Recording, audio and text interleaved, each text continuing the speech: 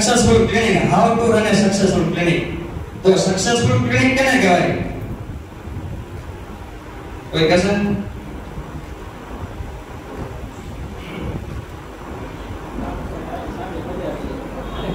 Ready? Biju पाछळથી મોરી સાહેબ, માણસના સાહેબ, મારી દ્રષ્ટિએ સક્સેસફુલ ક્લિનિક એને કહેવાય કે એને કોઈ જાતની કોઈ કોમ્પિટિશન નડે નહીં, કોઈની કોઈ મંદી જ ન આવે. ઘણી વખત આપણે બધા શું કે અત્યારે સ્લેક સીઝન છે, મંદી છે, પણ ખરેખર મંદી જેવું કઈ છે જ નહીં. કેમ કે અત્યારે જીઓગ્રાફિકલી એરિયાના પ્રમાણમાં ડોક્ટર વધ્યા છે, કોમ્પિટિશન વધી છે, પણ અમે આપણે અપડેટ નથી થયા, આપણે ફેસિલિટી નથી વધારી. જો આપણે રેગ્યુલર અપડેટ રહીને આપણી ફેસિલિટી વધે, કહેવાનો મતલબ કે ગમે એવી મંદી આવે, ગમે એવી કોમ્પિટિશન આવે, પણ તમારો પ્રોગ્રેસ ઘટવો ન જોઈએ, વધીને તો કાંઈ ઘટવો ન જોઈએ, સક્સેસફુલ ક્લિનિક કહેવાય. તો સક્સેસફુલ ક્લિનિક માટે આમાં 4 થિયરી કીધી, આમાં હું તમને 4 વસ્તુ સમજાવીશ. તો પહેલામાં પહેલી એના માટે તમારા વર્લ્ડના બેસ્ટ એમ્પ્લોય હોવા જોઈએ, બેસ્ટ એમ્પ્લોય. સેકન્ડ થિંગ, વાવ કસ્ટમર ફીલ, કે તમારા કસ્ટમરને વાવ ફીલ થવું જોઈએ. ત્રીજી વસ્તુ છે એન્ટરપ્રેન્યોરશિપ માઇન્ડસેટ. ને ચોથી વસ્તુ છે કે ગુડ હ્યુમન બીઈંગ. તો ચારેય વિશે કઈ છે એવું છે? 4 વસ્તુ છે કે world's best employee, wow customer experience, entrepreneur leadership mindset અને ગુડ હ્યુમન બીઈંગ. તો how to create world's best employee. બધાને પ્રશ્ન એ છે કે મારા સ્ટાફ સારા જોઈએ, પણ કોઈ મહેનત નથી કરવી. એટલે જનરલી સ્ટાફ પ્રત્યે બહુ ઓછો ટાઈમ આપતા હશો એવું છે. ઘણીવાર ઘણાને ખબર ન હોય સ્ટાફ આવ્યો છે કે નહીં, કેમ મારી તરફ ખબર પડે રજા ઉપર છે. તો એના માટે આપણે કઈ રીતે એને ટ્રીટ કરવા, કઈ રીતે એને આપણે એને ઘરનું વાતાવરણ લાગે એવું કરવું, આપણે શું કરવું જોઈએ. કેમ કે મેં તમને કીધું કે ભાઈ આપણા મગજમાં અત્યારે જશું કાલથી ધ્યાન થશે, ભૂકા બધાને આમ કરો આમ કરો, પણ એ આપણે તો આઈડિયા આપવાના, પણ ચલાવવાનું સ્ટાફ નહીં છે. તો એને જ્યારે સાથે લઈને કામ નહીં કરીએ તો એ આપણો બિઝનેસ કે એન્ટરપ્રેન્યોરશિપ છે ને એ મોટી ચેલેન્જ થશે એવું છે. તો without employee motivation we will not follow the system. તો સિસ્ટમ ફેલ થાય તો એન્ટરપ્રેન્યોર ચેલેન્જ થાય. તો હવે આ એન્ટરપ્રેન્યોર ને એમ્પ્લોય મોટિવેશન માટે શું જરૂરી છે? ખાલી તમને એવું લાગે આપણે પૈસા આપી લે કામ કરી જાય, તો એના માટે શું જરૂરી છે? કેમ કે બધા લોકો એવું નથી કે પૈસા માટે કામ કરવા આવતા હોય એવું છે. એને મોટિવેશનની અને રિકોગ્નિશનની વધારે રિક્વાયરમેન્ટ છે. તો એના માટે હું તમને 8-10 પોઈન્ટ મને જે ઠીક લાગે કહું છું. આમાં ઘણીવાર ખોટું હોય, સિનિયરને એવું લાગે તો મને જે આઈડિયા આવે છે કહું છું એવું. તો સૌથી મોટામાં મોટી વસ્તુ છે એપ્રિસિએશન અને ગીવ રિકોગ્નાઇઝેશન. સંદાયથી સસ્તામાં સસ્તું અને હારામાં હારી વસ્તુ હોય તો એપ્રિસિએશન. તમે એને જેટલું એપ્રિસિએશન કરશો ને એટલી એનો પ્રોડક્ટિવિટી વધશે. હું અત્યારે એમ બેઠો તો સાહેબ તરત કીધું કે સનેહ સાહેબ આવા, તો મને મજા જ આવી એવું. એટલે તમે જ્યારે પણ ચાન્સ મળે ત્યારે તમે સ્ટાફને પોઝિટિવલી એપ્રિસિએશન કરવાનું. આજે બપોરા ગાયનેકનું પેલું હતું ને ત્યારે આપણે આવ્યા હતા જજ, તો એને કીધું કે નિબંધ સ્પર્શામાં એપ્રિસિએશનનો પોઈન્ટ નહીં પણ એને પણ પોઈન્ટ છે એવું કે ગુજરાતીમાં કહેવત છે ને, ખુશામત તો ખુદા કો ભી પ્યારી છે. તમે ગમે એ જગ્યાએ સાસુને વહુને ગમે એ જગ્યાએ તમે વખાણ છો તો કામ ડબલ થઈ જશે. એટલે જ્યારે પણ તમને ચાન્સ મળે ત્યારે તમારે એપ્રિસિએશન કરવું. આપણે ક્યારે આપણે હોસ્ટેલમાં સ્વીપરને તમે એકવાર એપ્રિસિએશન કરીને ટ્રાય કરજો. અમારે ઘણીવાર ખાલી પણ માસી પોતા બહુ સરસ કર્યો, ફિનાલ ક્યાંથી લાવ્યા, અને માસી તરત બારી મળે સાફ કરવા. એટલે કહેવાનો મતલબ કે એને કીધું ને તરત કરવા મળે. સાહેબ વખાણ કરવા હું એમ કહું કે સાહેબ જઈને એમને બતાવવા આવ્યા હતા ને તમારે વખાણ કરતા તમને ક્લિનિક ચોખ્ખી હો કહું એમ. એટલે બીજા દિવસે બધું માટે એસી માટે કરવા એમ. એટલે જ્યારે પણ તમને ચાન્સ મળે તો તમારે નીચે ને યોગ્ય સ્ટાફને એપ્રિસિએશન કરવા જોઈએ. અને આપણા સ્ટાફ તો એવા કંઈક ને કંઈક તો સારા કામ કરવાના જ છે. દર અઠવાડિયામાં એક સ્ટાફનો કમ્પલસરી એપ્રિસિએશન માટે વારો આવી જવો જોઈએ. અને જો એ એક કામ અઠવાડિયા ન કરે તો બગાડી દેવાના, એનું કાંઈ કામ નથી એવું હોય. એટલે જેટલું તમે એપ્રિસિએશન કરશો પ્લસ એને ઇમ્પોર્ટન્સ આપશો, રિકોગ્નિશન આપશો, તમારી પ્રોડક્ટિવિટી ડબલ થઈ જશે. ખાલી એક દિવસ કલાક ટ્રાય કરી મને કહેજો કે પ્રોડક્ટિવિટી વધી જાય છે. બીજી વસ્તુ કે જ્યારે પણ તમને એપ્રિસિએશન માટે ચાન્સ મળે, વુમન્સ ડે છે, બર્થડે છે, ત્યારે એને ટૂંકમાં ગિફ્ટ ભલે કાંઈ કિંમત નથી પણ એની એક વેલ્યુ બહુ વધારે છે. મારે ત્યાં ઈચ એન્ડ એવરી સ્ટાફને એપ્રિસિએશન માટેનો છે ને ફોર્મ છે. એમાં બધા પોઈન્ટ હોય કે એનું પેશન્ટ સાથેનું બિહેવિયર કેવું, ટાઈમિંગ કેવું, કાંઈ પણ નવા ચેન્જીસ કર્યા એક્સેપ્ટ કઈ રીતે કરે છે, રજા કેટલી રાખે છે, બરોબર. તો એને અકોર્ડિંગલી હું દર મહિને એપ્રિસિએશન એવોર્ડ આપું છું એવું હોય. એટલે પ્રોડક્ટિવિટી ડબલ થઈ જાય એવું છે કે આજે આને મળ્યો આવતા વર્ષે બીજા ટ્રાય કરે. બીજી વસ્તુ કે build a culture of trust and faith, કે આપણા સ્ટાફને આપણા ઉપર પૂરેપૂરો ટ્રસ્ટ હોવો જોઈએ. એના ખબર હોવી જોઈએ કે મારા સાહેબ કદી મને ખીજાશે નહીં. રાત્રે વીગો નાખી વીગો આવડતા તમે ખચકાઈ નાખો, બીજી વાર વીગો નાખવાના નથી. પણ તમે એને કે કાંઈ મને નાખી ન નાખે તો નાખી દીશે એવું કંઈ. તો જેટલું તમે એને ટ્રસ્ટ બેસાડશો કે ભાઈ ક્લિનિક મારી છે, સાહેબ મને ગમે ત્યારે આવે કાંઈ પણ સ્ટાફ એને પ્રોબ્લેમ થાય તો મારે કાંઈ ઓલું નહીં કરે, તો એને ફેક વધશે અને પાછો પ્રોગ્રેસ કરશે એવું છે. ત્રીજી વસ્તુ છે કોમ્યુનિકેશન ગોલ એન્ડ એક્સપેક્ટેશન. સૌથી વધારે આપણે જ્યારે સ્ટાફને રિક્રુટમેન્ટ કરી ત્યારે આપણે ક્યારે એવું કંઈ લખી નથી આપતા રાઇટિંગમાં કે આટલી વસ્તુ કરવાની. કોઈ એવું કરે છે કે આટલું તારે કામ કરવાનું અને ખબર જ ન હોય કાલથી આવી જશે. ઘણીવાર એવું થાય કે તમે એને ખીજાતા હોય બરાબર, પણ એને ખરેખર ખબર નથી હોતી કે મારે શું કરવાનું છે. મારે વિગો નાખવાનું હોય, પલ્સ બીપી માપવાના છે, ઓટી આસિસ્ટન્ટ કરવાનું છે, અથવા તમે એક ટાસ્ક આપો તો એ કરશે ને. એટલે મોસ્ટલી ઘણીવાર આપણે એની પાસે કોમ્યુનિકેશન નથી કરતા હોતા કે તારે શું કામ કરવાનું. તમે કામ કરવાનું લિસ્ટ આપો, પછી એનો ફોલોઅપ આપો, નો કરે તો સિનિયર પાસે શીખવાડો. ઘણીવાર મેઇન ગેપ આપણા સ્ટાફ જ હોય છે કે કઈ વસ્તુને આપણે રાઈટમાં જઈ ખબર ન હોય. ઘણીવાર હોસ્પિટલ જાઓ એટલે સ્ટાફ આટાવાડા કરતા જ હોય, શું કરવાની ખબર ન હોય. પણ તમે એને કહો ભાઈ તારા વેક્સિનેશનના રિમાઇન્ડર આપવાના છે, વેક્સિનેશનના કોલ કરવાના છે, આ ઓટી કર્યા અને પોસ્ટ ઓફ બધા કોલ કરવાના છે, પ્લાસ્ટર વાયર અને ફોલોઅપ કરવાના, તો એ બેઠા બેઠા કઈ રાખશે. પણ આપણે એને શું કામ કરવાનું જ નથી કહેતા હોતા એવું છે. એટલે કોમ્યુનિકેશનનો ગેપ ઘણી વખત છે ને બહુ મોટી વસ્તુ છે.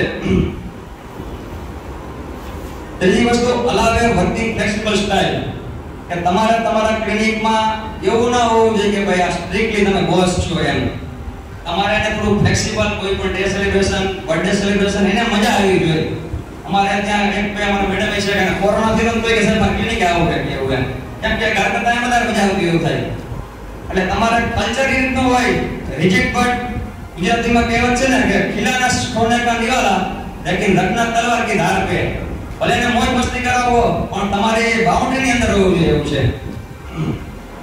મારે જે એવું છે નાસ્તો કરવો તો છોડ, પણ મને કાંઈ કરે મારા ખર્ચે કરવાનો એવું પડી ગઈ પછી નહીં. આમે એ મગાવવાનું સ્ટાફ રૂમમાં કરવાનો, કીધા વગર નહીં કરવાનું, પણ કરવાની બધી વસ્તુ એવું.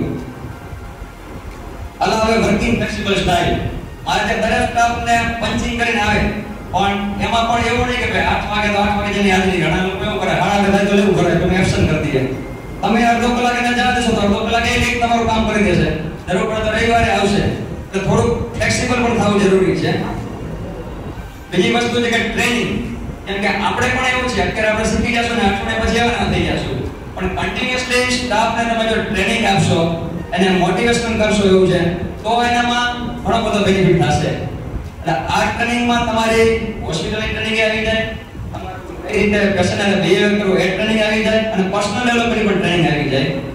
મારી દ્રષ્ટિએ જેટલે લોકોને જે મલ્ટી સ્પેશિયાલિટી હોસ્પિટલ છે કે એક્સપર્ટ પીડિયાટ્રિશિયન છે, તમે કોઈ પણ વસ્તુની ટ્રેનિંગ આપીને એનું એસઓપી બનાવી નાખો ને, પછી ઓટોમેટિકલી ચેન્જ ચાલ્યા રાખે. ભાઈ તમારી ઇન્ટ્રાકર નાખવી છે, કઈ રીતે એનું બેન્ડેજ કરવું, કઈ રીતે લીગો નાખવી, કેટલા દિવસ રાખવી, કેર શું કરવી, ડેન્ટલ વાળું પેશન્ટ આવ્યું ભાઈ બ્લીડિંગ થાય છે તો શું એને જવાબ આપવો, અથવા એનું વિડીયોગ્રાફી રેકોર્ડિંગ કરી નાખો, તો એ સિનિયર પછી જુનિયરને કીધા રાખે આપણે બહુ વર્કલોડ ઘટી જાય એવું છે. Training is one of the important factor for success. સૌથી પહેલા એના માટે લર્નિંગ. આપણે બધા ત્યાં કરીએ છીએ લર્નિંગ જ છે. લર્નિંગ અને લર્નિંગ એ એન્ડલેસ પ્રોસેસ છે એવું છે.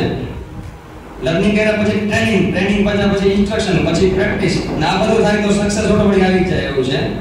હું લગભગ છેલ્લા 3 વર્ષથી ભારતીય કોઈ સ્પીકરને બોલાવી અમારા સ્ટાફને દર વર્ષે 1 કે 2 વાર ટ્રેનિંગ સેશન રાખતો હોઉં છું. એનાથી ઘણો બધો એટીટ્યુડમાં, પ્રોડક્ટિવિટીમાં ઘણો બધો ફેર પડતો હોય છે. બીજી વસ્તુ involve and let them participate. આ પણ બહુ ઇમ્પોર્ટન્ટ ટોપિક છે. આપણે આપણી ક્લિનિકમાં ઘણીવાર આપણું ખબર હોય કે આટલી વસ્તુ હોય, પણ ખરેખર આપણા કરતા આપણા સ્ટાફને વધારે ખબર હોય. તો એના માટે તમે 15 દિવસે કે મહિને ખાલી સ્ટાફ મીટિંગ રાખો અને એને તમે પૂછો કે ખરેખર શું પ્રોબ્લેમ છે. પહેલી વસ્તુ તો ભાઈ મારે શું ફેરફાર કરવાની જરૂર છે, તો એ તમને કહી છે સાહેબ તમે 15 મિનિટ વહેલા આવો. હું પેલા ફોન ઉપર એપોઇન્ટમેન્ટ નહોતો આપતો તો મારા સ્ટાફે કીધું સાહેબ પેશન્ટ ઘણા બધા વહી જાય તો બહુ કમ્પ્લેન કરે, તમે એપોઇન્ટમેન્ટ સિસ્ટમ ચાલુ કરો. અને મને આપણે ખબર ન હોય કુલરમાં પાણી આવે છે કે નહીં, તો તમે સ્ટાફને પૂછશો ને તો એને એક તો ઓનરશિપની ફીલ આવશે કે આ હોસ્પિટલ મારી છે, અને એ ઓનરશિપની ફીલ આવશે ને એટલે તમારા ઘરની જેમ કામ કરશે, તમારે કેવું જ નહીં જોઈએ. પણ એના માટે તમારે કમ્પલસરી 15 દિવસે કે અઠવાડિયે હું અત્યારે 15 દિવસે રાખું, સ્ટાફ મીટિંગ બોલાવવાની, એમાં એને બોલવા દેવાનું કે શું કરવાની જરૂર છે. એ સામેથી જ કહેશે. આપણે ફોન બંધ કરાવો તમે કહેશો તો સામેથી કહેશે પેશન્ટની કમ્પ્લેન શું કરવાનું, તો એમ કે સાહેબ આપણે પિક કરવાનો ફોન નહીં વાપરીએ એમ. અથવા આપણે સજેશન કરશે સાહેબ આ વેઇટિંગમાં એસી મુકાઈ દો ને, પાર્કિંગમાં આમ નથી, અથવા તો ચપ્પલમાં આ પાર્કિંગ ચપ્પલ રહી ગયા તમે આમ સિસ્ટમ કરો. પણ આપણે એને ઇન્વોલ્વ કરશું, એને કહેવા દેશું પણ કરશું તો એમ થશે કે હોસ્પિટલ મારી છે એવું. મારે ત્યાં કઈ ફાઇલમાં ફેરફાર કરવાનું તો એ લોકો એમ કે સાહેબ બોક્સ બનાવી નાખવાનું, આપણે ચાર્જમાં બીજી ખ્યાલ આવે. એ વસ્તુ તમે એપ્લિકેશન કરશો તો એમ થશે સાહેબ મેં કીધું એમ કર્યું એમ. એટલે participate and involve and let them participate. બીજી વસ્તુ સેલિબ્રેટ સક્સેસ અને શેર ક્રેડિટ. હોસ્પિટલના કાંઈ એનિવર્સરી આવે અથવા બીજું કંઈ પણ ઓકેઝન આવે અથવા એ લોકોને કાંઈ અચીવમેન્ટ મળે તો એને ભલે તમે ખાલી નાનકડી તમે મોમેન્ટો આપો, ગિફ્ટ આપો, પણ એને તમે ક્રેડિટ શેર કરો ને તો એના માટે બહુ ખરેખર ઇમ્પોર્ટન્ટ વસ્તુ છે. ક્યારેક તમે સાથે જમવાનું ડિનર ગોઠવા. અમે હમણાં સેટરડે સન્ડે છે ને 2 દિવસ માટે પિકનિકમાં જાય છે અમારા સ્પર્શના સ્ટાફ સાથે. અને ગુજરાતીમાં એવું કહેવાય છે કે જેની સાથે તમે બ્રેક કરો તો એના તમારું બોન્ડિંગ બહુ વધી જાય. તમે જેની સાથે જમવા બેસો એની સાથે તમે જમો તો તમે બધી ચીટિંગ ના કરે. પણ ઘણીવાર આપણે એમ થાય કે આપણે ડોક્ટર છે એની સાથે ક્યાં જમવા જાવ એમ. પણ ત્યારે તમે નાના થઈ જાય જમવા જશો તો એ બોન્ડ એવો વસ્તુ છે કે સ્ટાફ તમે લીવ આપતા પહેલા તમને કહેશે સાહેબ મહિના દિવસ પછી મારે આમ પ્રોબ્લેમ છે તો નહીં આવે એમ. ઘણીવાર એવું થાય આપણે ખબર ન બીજી જગ્યાએ હોસ્પિટલ વહી ગયા હોય. પણ એકવાર તમારી ઇન્ટિમસી એવી થઈ જશે ને તમે ઘણી વખત અમારે એમ કહેશે કે સાહેબ તમે ટાઈમ હોત આપણે ડિનર સાથે કરીએ. ડિનર તમે એની સાથે કરો તમે પ્રોડક્ટ લખવાના છો એ વાતચીત કરવાની હોય. પણ એકવાર તમે એની સાથે બ્રેક ધ બ્રેક એટલે બોન્ડ તમારો બહુ મજબૂત બની જાય. Celebrate festival, independence day, XYZ birthday છે, એનિવર્સરી છે, એના માટે તમારે એક એમ્પ્લોય ડિરેક્ટરી હોવી જોઈએ કે એનો બર્થડે કરે છે, એની એનિવર્સરી કરે છે તો તમને ખ્યાલ આવે. બીજી વસ્તુ know the motivational trigger and benefit. આ વસ્તુ એવી છે કે દરેક સ્ટાફ છે તો દરેકના કઈ મોટિવેશનલ ટ્રિગર હોય. ઇવન આપણે પણ એવું જોઈએ છે તો એ વસ્તુ તમને ખબર હોવી જોઈએ કે કઈ વસ્તુ એને મોટિવેશન કરે છે. અમુક લોકો અમારા કાજલ છે તો એને આમ થોડુંક એને કંઈક આપો તો એને મજા આવે. મેં એને કીધું તાર પ્રોસિજર ઇન્ચાર્જ તું તો એ આવે બધી વસ્તુ પ્રોસિજર જોઈ લે, મગવાનું તો ફિલિંગ મગવી લે, સ્પિરિટ જોઈ લે, આ વસ્તુ જોઈ લે. ખાલી એને કહેવાનું પ્રોસિજર ઇન્ચાર્જ તું એમ કહેવાનો મતલબ કે એને ખબર છે કે આ વસ્તુ એને આમાં જોઈ છે. ઘણા લોકોને ઇન્સેન્ટિવ જોતું હોય, ઘણા લોકોને એવું હોય કે ભાઈ મારે વેટિંગમાંથી અંદર ઇન્ટર પ્રોસિજરમાં આવવું છે તો એને તમારા ટ્રિગર પોઈન્ટ ક્યાં છે તમને ખબર પડી જવી જોઈએ તો એ પ્રમાણે તમે એને પ્રમોશન કરી શકાય એવું છે. અને એના માટે તમારે બધાને ચાન્સ પણ આપવો પડે. ઘણીવાર આપણે એમ થાય કે આ રિસેપ્શન સંભાળી શકશે પણ એવું નથી હોતું. અને ચાન્સ મળે તો એ તમારો ઇન્ટરે સંભાળી શકે, ઇન્ટરેક્ટ નાખી શકે, આઈસીયુ સંભાળી શકે પણ એને ચાન્સ આપણે આપતા નથી હોતા.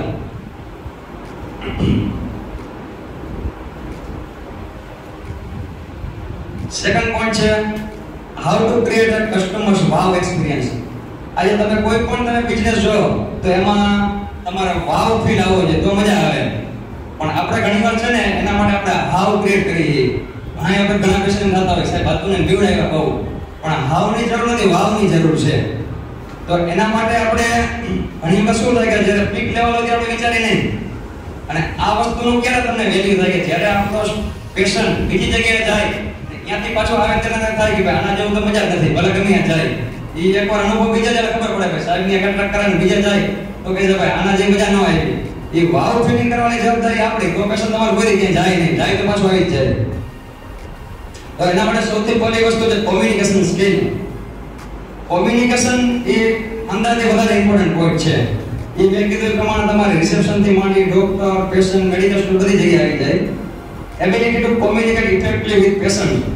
તો એના માટે તમારે ઘણી વખત આપણે પેશન્ટને ઇન્સ્ટ્રક્શન લખી દીધી દવા લખી હોય પણ કઈ રીતે એની એપ્લિકેશન કરવી છે ખબર ન હોય.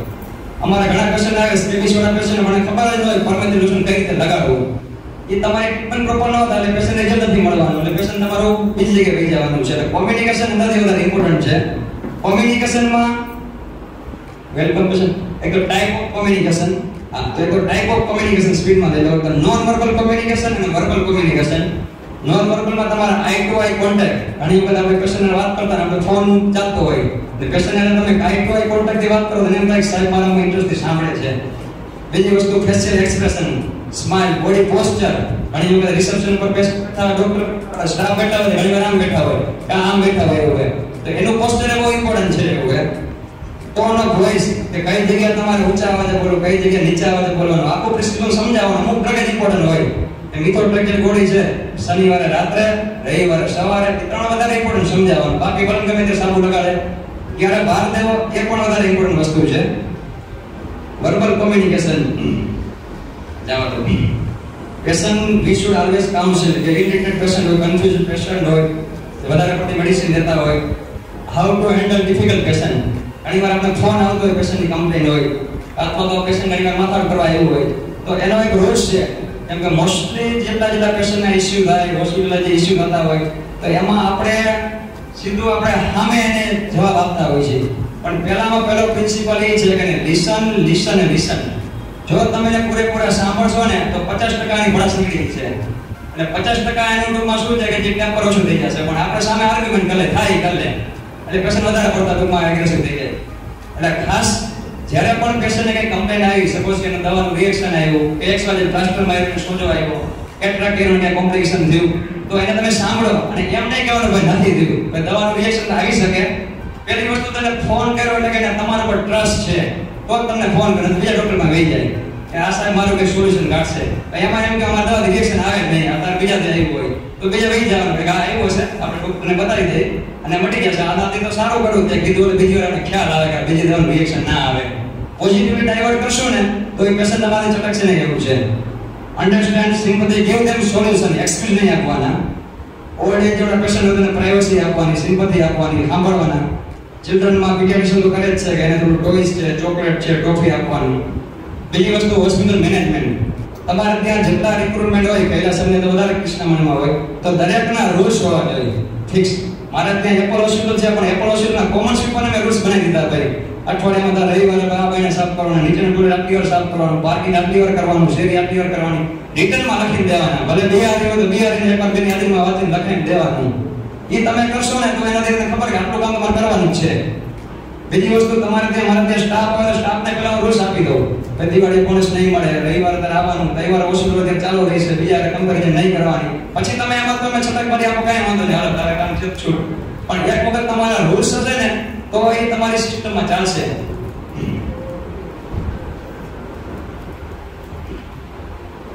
પેશન્ટનો ટ્રાફિક ઓછો થવા માટે એપોઇન્ટમેન્ટ, પાર્કિંગ ફેસિલિટી અમુક જગ્યાએ પોસિબલ નથી, પણ અમારે ત્યાં શૈલેષભાઈના હેલ્પથી પાર્કિંગ ફેસિલિટી સરસ થઈ ગઈ થયું છે.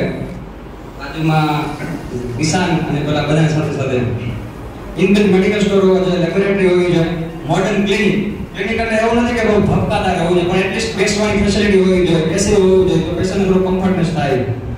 એટિકેટ આ પણ અત્યારે છે ને, અત્યારના યુગમાં બહુ વધારે ઇમ્પોર્ટન્ટ છે. પહેલાના વખતમાં આવું બહુ નહોતું ભાઈ, કે ગ્રૂમિંગ, એસેસરી, હેરસ્ટાઈલ. કે જો પેશન્ટને વ્યવસ્થિત તમે એપ્રન પહેરાવેલો હશે, પ્રોપર ગ્રૂમિંગ હશે, તો પેશન્ટ એના સ્ટાફ સાથે જે બિહેવિયરમાં ઘણો ફેર પડી જશે. આપણે સાલમાં કે સ્ટોલિંગમાં જાય તો તમે એને પૂછવું હોય તો આપણું આપણે નથી થતું, પણ હોસ્પિટલમાં જે પેશન્ટ સ્ટાફ આવનો રખડતા હશે, જેમ તેમ બેઠા હશે, તરત પેશન્ટ માથા કરશે. એટલે જેટલું તમારું સ્ટાફને તમે એપ્રન અને એટિકેટથી બેસાડેલા હશે ને, તો પેશન્ટ અને સ્ટાફ વચ્ચેનું ઘર્ષણ ઘણું ઘટી જશે. એટલે એપ્રન છે ને એ કમ્પલસરી છે. એના માટે પહેલા ડોક્ટરે એપ્રન કરવો જરૂરી છે. એમ કે ઘણીવાર પેશન્ટને ખબર ન હોય કે આમાં મેડિકલ ઓફિસર કોણ છે, ડોક્ટર કોણ છે, સ્ટાફ કોણ છે. ઘણીવાર આવા ઇસ્યુ થતા હોય. હાઇજીન, ચોખ્ખાઈ પણ જરૂરી છે. જેમ કે આપણે ખાસ મોસ્ટ ઓફ આપણે સમજાવતા હોય, ચોખ્ખાઈ ના હોય તો અમુક પ્રકારના રોગ થતા હોય. એના માટે ક્લીનલીનેસ બહુ ઇમ્પોર્ટન્ટ છે. ઘણા બધા ડોક્ટર બહુ સારી રીતે કરે છે.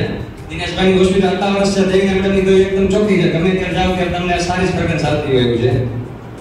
મારે ત્યાં ચેકિંગ માટે હું છે ને 9 ને 10 વાગે રાઉન્ડ મારવાનું કહું. દરેક હોસ્પિટલમાં, દરેક રૂમમાં એની બકેટ, બાયોમેડિકલ વેસ્ટ, બેડ બધું ચેક કરવાનું.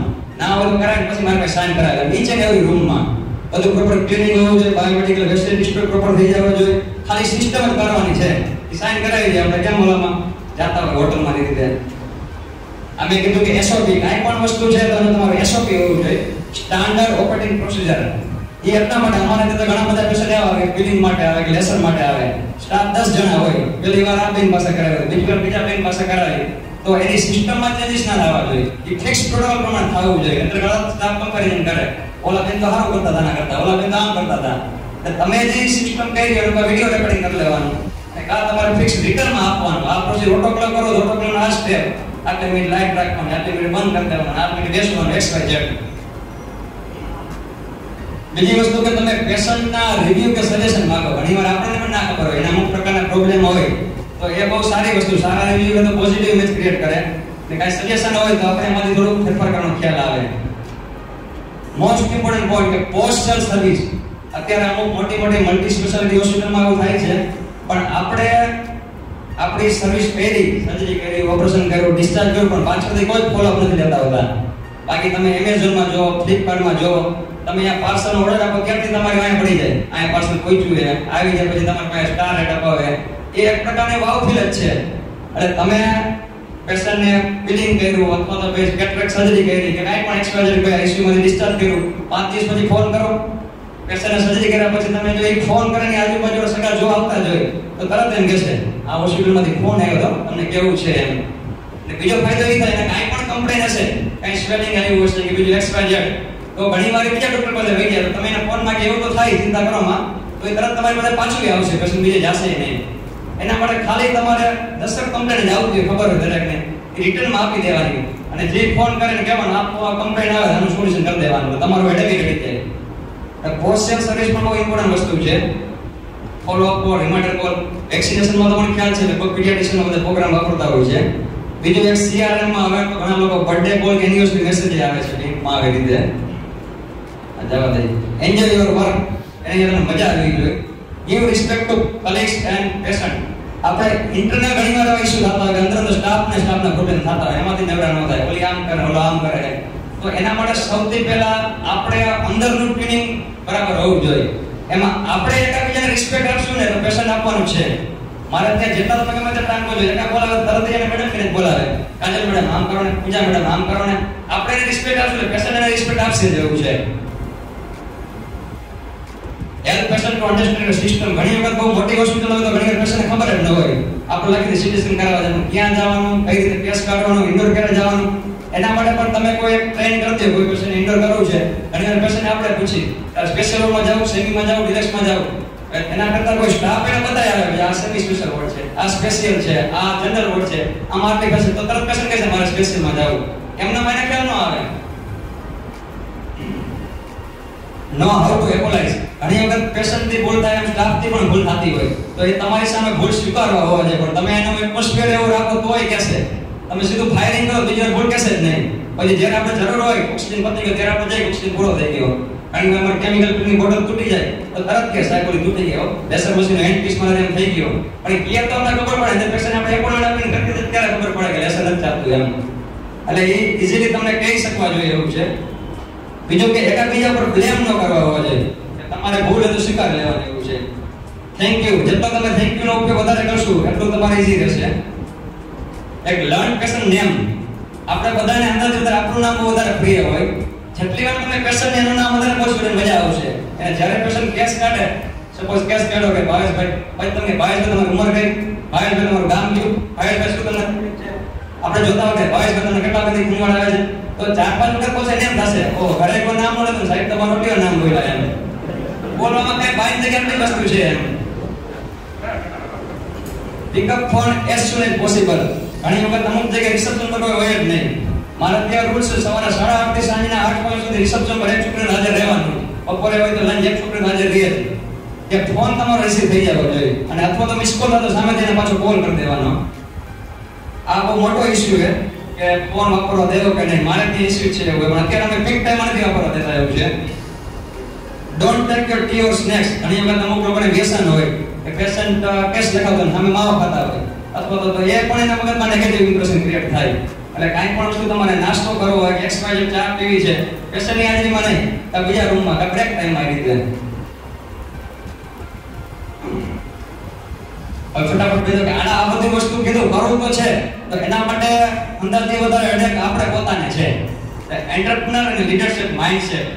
The biggest asset in the world is your mindset. કે અંદરથી મોટી વસ્તુ આપણા માઇન્ડસેટમાં આપણે અંદર ન થાય. તારી તો બધું કરી શકીએ એવું છે. મને પોતાને ડ્રામાની બીક હતી એવું છે, પરફોર્મન્સની કે ગરબા રમવાની બીક હતી. અને સતીશભાઈ મને કે નો શું થાય કે તું આવી જા હું શીખવાડું, અને ખરેખર બહુ સરસ કરી દીધું. પણ એ આપણા મગજમાં જે ડર હોય ને, ડર કાઢવાની જરૂર છે. એના માટે આપણે થોડું ચેન્જ કરવાની જરૂર છે. એના પોઈન્ટ હું ફટાફટ કહી દઉં. થિંક ઓન પેપર અને ક્રિએટ સિસ્ટમ.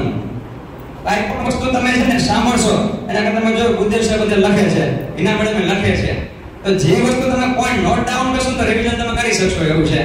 અથવા તો તમે રેકોર્ડિંગ કરી નાખો, બરાબર, પહેલા સત્તાવીસ રેકોર્ડિંગમાં મૂકી દીધું એવું છે, તો એ ગમે ત્યારે તમે છે ને એને રિવાઇઝ કરી શકો. Visual memory is the best memory.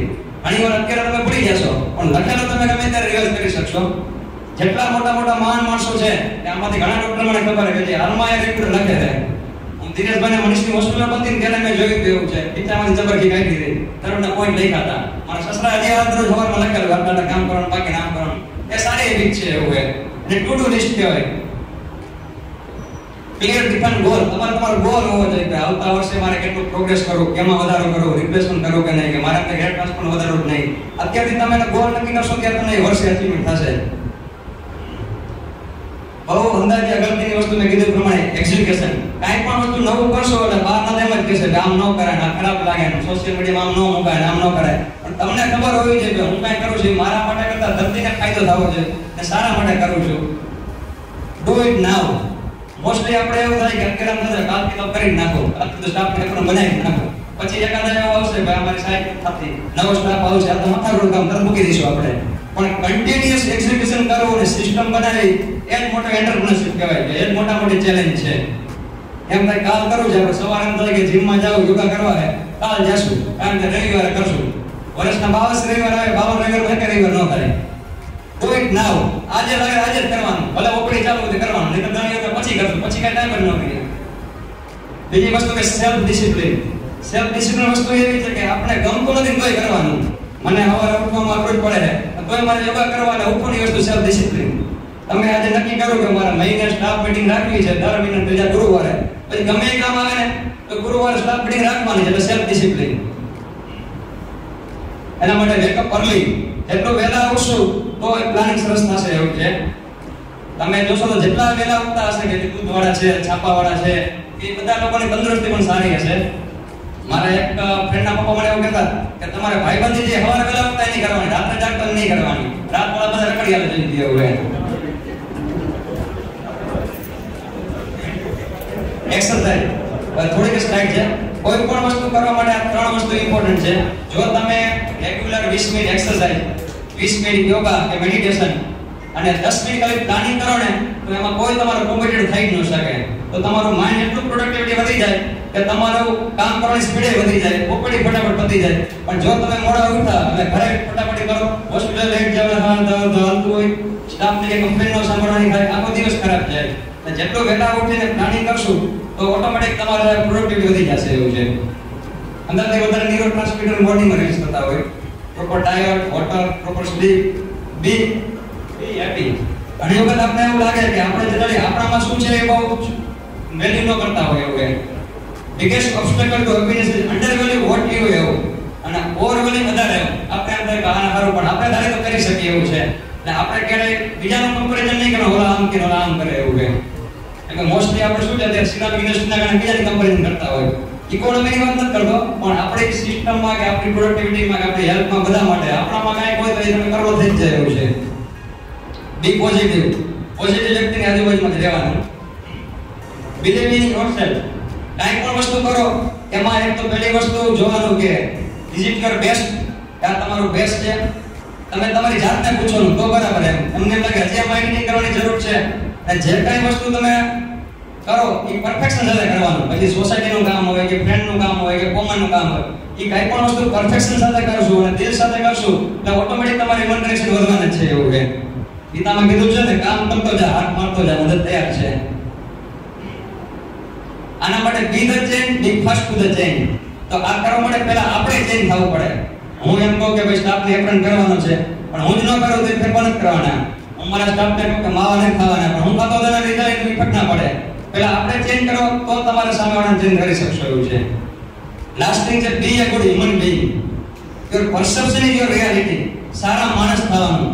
પૈસા ઇમ્પોર્ટન્ટ નથી, પણ તમારે કોઈ કાલ સવારે કરે છે નિંદર આરામથી આવી જવું જોઈએ, બીજા કોઈ આંગળી ચિંતી ના જવા જોઈએ. અને કાંઈ નહીં તો એટલીસ્ટ ભગવાનનો ડર રાખીને કરવાનું, એટલે ઓટોમેટિક એથિકલ પ્રેક્ટિસ તમારી વધી જશે એવું છે. ઘણીવાર શું થાય અત્યારે યંગસ્ટરો શોર્ટ ટર્મ માટે આપણે શું છે કે અમુક શોર્ટકટ રસ્તા અપનાવતા હોય, પણ એ લોંગ ટાઈમ માટે બહુ ખરાબ છે. મેન પર સાહેબ હતા ગણેશભાઈ છે, એ કે તમારે હંમેશા મેંગોના ટ્રીની જેમ ગ્રોથ કરવાનું, પપાઈના ટ્રીની જેમ નહીં. પપાઈનો ટ્રી એ થોડા ટાઈમમાં 1 વર્ષમાં વધી જાય ફળ આપશે, પણ મેંગોનો ટ્રી તમારું 7 વર્ષ સુધીનું ઝાડું થશે, દર વર્ષે ફળ આપશે. અત્યારે ઘણી વખત શું છે, નવા જુનિયર ઘણી વખત શું છે કે પૈસાની શોર્ટેજ હોય, રેન્ટ ઉપર જગ્યા રાખી હોય, લોન લીધી હોય, એટલે શોર્ટકટ રસ્તા અપનાવતા હોય. પણ સ્ટાર્ટિંગમાં તમે સ્ટ્રગલ કરો, એનું રિઝલ્ટ તમને 3 વર્ષ પછી મળે, સીધું 1 વર્ષે ના મળે.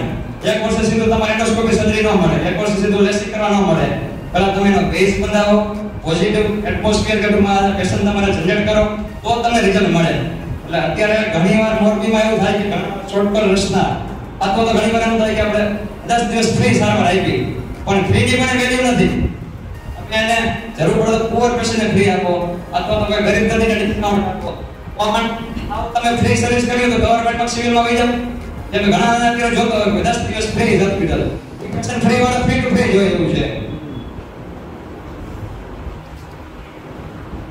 ગીતામાં એક સરસ કીધું છે કે પોઝિટિવ, જે લોકો મને મારું સમજે છે એને હું મારું છું, એટલે કે મારું જ છે બધું એવું. જે લોકો એમ સમજે કે તારું છે એને હું તારું છું, એટલે તમે ભગવાન ઉપર છોડી દો કે જે કાંઈ આપ્યું છે રોટલામાં તો વાંધો નથી આવવાનો, પણ ખોટું કાંઈ ન કરો અને એ ઓટોમેટિક તમારું પ્રોગ્રેસ થવાનું જ છે. આ રહેવા દે. બીજી એક શોર્ટમાં જ કહી દઉં કે બેલેન્સ લાઈફ, કે ખાસ કરીને આપણે ડોક્ટરમાં જે હોય છે એમાં 4 વસ્તુ છે. પહેલી વસ્તુ હેલ્થ, ફેમિલી, પછી ઓક્યુપેશન અને છેલ્લું તમારું પર્સનલ ડેવલપમેન્ટ. કે આ ચારેય વસ્તુને બેલેન્સ રાખવાની જવાબદારી આપણા હાથમાં છે, સ્ટીયરિંગ આપણા હાથમાં છે. ઘણી વખત જ્યારે આપણું પીક લેવલ હોય, બધી રીતે આપણું પ્રોગ્રેસ, ફેમિલી બરાબર હોય, ઇકોનોમી બરાબર હોય, હેલ્થ બરાબર હોય, ત્યારે જ બધાને ઓબ્સ્ટેકલ આવતા હોય. ત્યારે જ આપણે લોકો બધા બીજા રસ્તે ચડી જતા હોય. સિરાજમાં ઘણા જોતા હોય કે ભાઈ પછી બીજા અંદર ચડી જાય, ત્યારે તમારું પતન થતું હોય. એટલે જ્યારે માણસ પીક લેવલ હોય ત્યારે સોસાયટીને પણ તમને ઈચ્છા આવતી હોય, ત્યારે તમારે બેલેન્સ રાખવું બરાબર અને સ્ટીયરિંગ બરાબર ચલાવવું આપણા હાથમાં છે. આમાં કોઈને કઈ ક્વેશ્ચન હોય અથવા તમે કાંઈ પણ સિસ્ટમ કાઢવી હોય ને કાંઈ પણ સજેશન હોય, મને ગમે ત્યારે કોલ કરી શકે.